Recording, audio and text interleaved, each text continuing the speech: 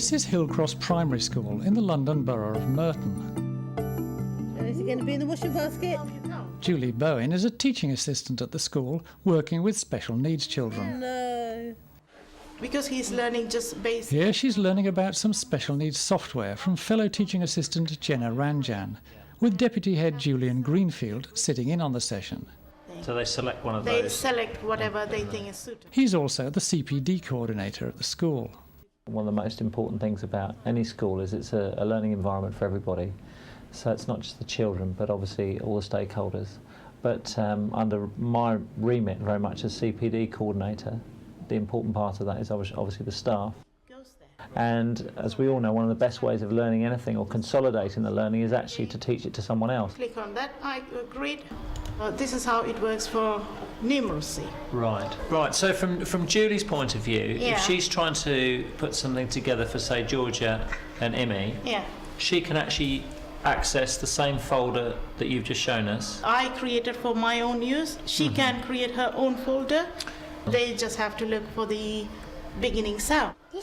Learning from each other is the basis of much of the CPD at Hillcross. Georgia, can you help See, me? it comes there. See? Oh, Good Georgia. girl, well done. Go, well done. Now you have to. I have heard about it, and I know that we've sent a couple of our teachers on the course to do Clicker 5, but it's really good to see it in action and actually see how straightforward it is, because sometimes we hear about computer courses and resources, and it takes quite a lot of training, but this certainly seems to be something that we'd be able to use, and obviously the most important thing is that the kids are getting something out of it, and I think it's fairly evident they're doing that now. Good girl. Well done. It's very easy to use. I think it's easy to set up the programs. I think it's good fun, good learning fun. With CPD at the moment, what we're trying to do is develop a more strategic plan so that we're scheduling different courses, different learning experiences for the teachers in. But this is something that we want to make available to a number of the teaching assistants. What colours can you see in me? Yellow. Yellow, good And girl. green. And green. Georgia, And blue. blue, good and girl. red. Red. And What one? pink. Oh, it's nearly pink, sweetheart. It's Orange. good girl. I'm the teacher and Natalie's the nursery nurse, and we tend to teach a lot together. Today we're going to be talking about feelings, okay? And I want you to just have a good look at this picture here. The development of support staff is an important feature of CPD at Hillcross. Can you see that? Can you see that? Yeah. Why do you think one of them is feeling very sad and one of them is feeling very happy? Teacher Amy Hattersley and nursery nurse Natalie Vernier are working together with their reception class. It's not very fair. Okay, what about then? This picture, have a good look. How do you think they're feeling now? The first few weeks I came in and I observed and watched and I got to know the children, and after a while they encouraged me to participate in inputs and everything like that. Give me that toy. No, I'm Yes. When Natalie first joined us, we did a lot of training up in that. Natalie did sit and watch. She observed a lot of our lessons. We talked through why we did things, what our rules were within the classroom, how we reward, how we treat behaviour problems, so on and so forth. Then Natalie gradually took on a bit more responsibility. I learn a lot from what I'm doing rather than just watching, so it helps me. Okay, what about now then? The team are really positive and they give me a lot of confidence. Please go play with your teddy. You can have it when I finish with it. Okay, thank you. How do you think we're feeling now? Happy. Happy. Why are we happy this time when we weren't happy before? What was different about this time? Georgie? Because Natalie asked nicely. She did ask nicely. And then I think the teachers give us the academics and we learn a lot from them, and nursery nurses have got a lot more of the holistic child from birth to obviously as they grow up, so we can give some back to them as well. you had a sad look on your face too, so I like that fact. Well done.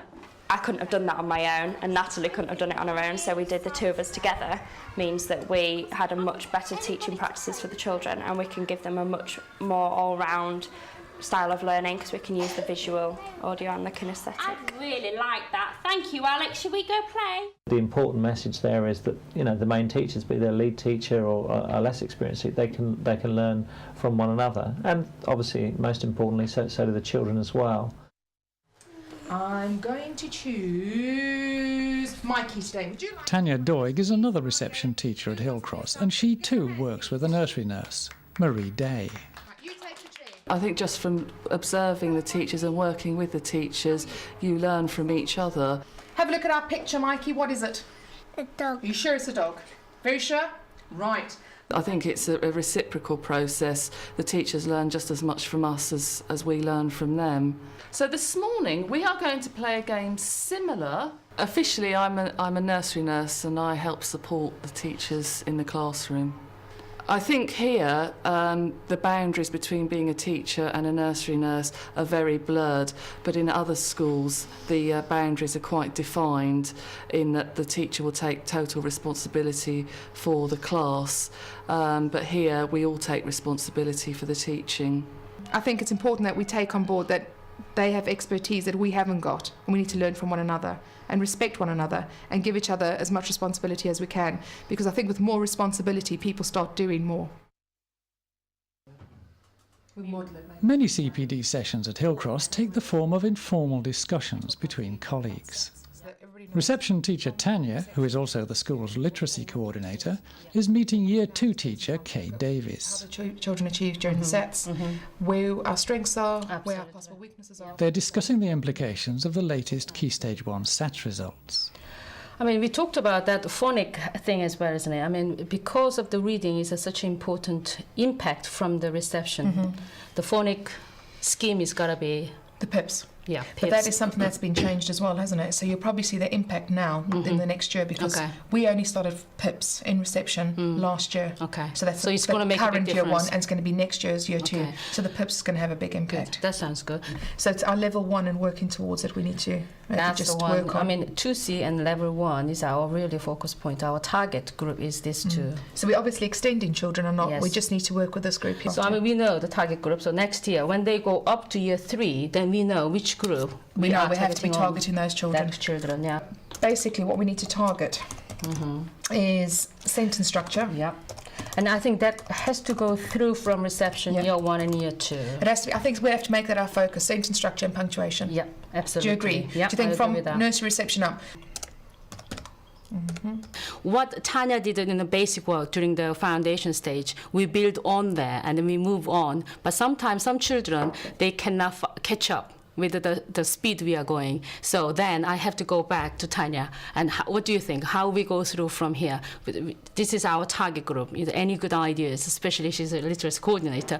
So we discuss quite a lot. We'll also be talking about how we can use one another in a sense in classes, because obviously Kay's expertise, you know, with the older children and I with the younger children. And obviously I'm going to have to extend children. So I would look at year 1 and year 2 staff and say, you know, what can I do next with these children? We're also talking about training the rest of the staff on what needs to be done next. So we'll be presenting a key stage meeting, and we'll be working through all these action points and targets with the rest of the staff. So it's really important that we have this time to sit and talk about it first. How did you find the monitoring we did on Monday, where we went around and had a look? How did you find that? I found it quite a useful experience. We gave a good general overview of what was happening. As part of her professional development, NQT Sarah Morris has been asked to monitor the delivery of design and technology across the school. She's reporting back to head teacher Mandy Pitts. Have you found out anything other of interest in that at the moment? Resources that perhaps it would be more useful to perhaps do as we do with the Art Have a Central area or something like that. We're not centrally resourced, are we, at the moment? No, not at the moment, not for DT. What would you say, having done this for the first time, is the thing that you've learnt the most, just in the monitoring that you've had a go at? What's been the thing that's been key for you? I think I've found it a very useful experience to go along and just see what happens in other classrooms. What I'd like to see you doing, I think next as well, is actually doing some lesson observations and actually observing the learning and the teaching going on, because I think that's where you're at the moment. I think you need to go in and see some teaching and actually make your own judgments about what's going on, and then have some support in what to do with those judgments, and how that will perhaps influence your own teaching or influence what subjects that you're actually leading. Yes, certainly. I think obviously observing other teachers is always a valuable experience for an NQT. Well done, thank you very much. I think you made a cracking job of it. Thank you. First step for you, between now and when I see you next. As in many primary schools, Julian has a full teaching timetable as well as his responsibilities for CPD. How does he fit it all in? It is difficult to fit it in. I mean, I suppose the way I see it is, you know, I've got an overall picture of where I'm trying to get to, and each person has got those targets to meet. But clearly the needs of the school are also uppermost in my mind as well, as we're currently redrafting the school improvement plan. Senko Julie Whittington has just come back from an external course interpreting the school's panda figures, and she's explaining their significance to Deputy Head Julian. All through the panda, maths comes out as the area for improvement, actually. Right. English is actually stronger. What we're saying is that perhaps with regard to training, maybe it's not just literacy that we need to be focusing on. A remedial support in maths is definitely an area we need to be looking at as a priority, really. Because at the moment we have very little up and running. No. Well, I mean, clearly from this actually does put it in context, doesn't it? We have the knowledge and the skills for the literacy, and what we do clearly has an effect, whether we have always enough people to put it into place. But we don't appear to have the structure at the moment for the maths, so that is an area to develop. That's a major issue there. But I think, as you say, from this, it's clear that starting from the top with obviously the maths coordinator, we need to think about developing expertise there. It's only through the input of some of these staff going out for courses that we maybe are able to, you know, throw the spotlight on certain areas that need development. In this case, it's certainly the maths. Later in the day, Deputy Head Julian catches up with 2 NQTs who are approaching the end of their first year at the school. In your final term as being NQTs, we're looking to move your teaching onto the next level. Are there any ways in particular that you think we can help you to do that in the course of this last term? It might not be this next half term, but certainly for next year, to make some of my teaching more topic based, so that you cover more than one subject at a time. Yeah, definitely. And that seems, I've talked to other teachers that have done that, and it seems to free up a lot more time because you're teaching more than one thing at once. That's right, well, you're hitting different areas of the curriculum, possibly humanities. But obviously it takes a lot more thought in your planning to try and cover everything. It's also more exciting as well, though, isn't it? And I mean, I guess if we're getting excited, dare I say it, but more excited about our planning, then hopefully the kids will get more excited about their learning, and that, after all, is perhaps the key. I mean, I agree with that. I mean, I think the base of actually doing it for a year just gives you that, you know, you can be more adventurous because you have more idea where it's going to go. At the end of the day, your teachers are your main resource in any school. It doesn't matter how much you spend on whiteboards or computer software or the outside environment. Your main resource at any school are the teachers. And the best way of developing them is by investing in them, showing that they are the most important resource, and by encouraging them to develop themselves, both professionally and personally. And if you're helping to develop teachers, then you're certainly going to be helping to develop pupils.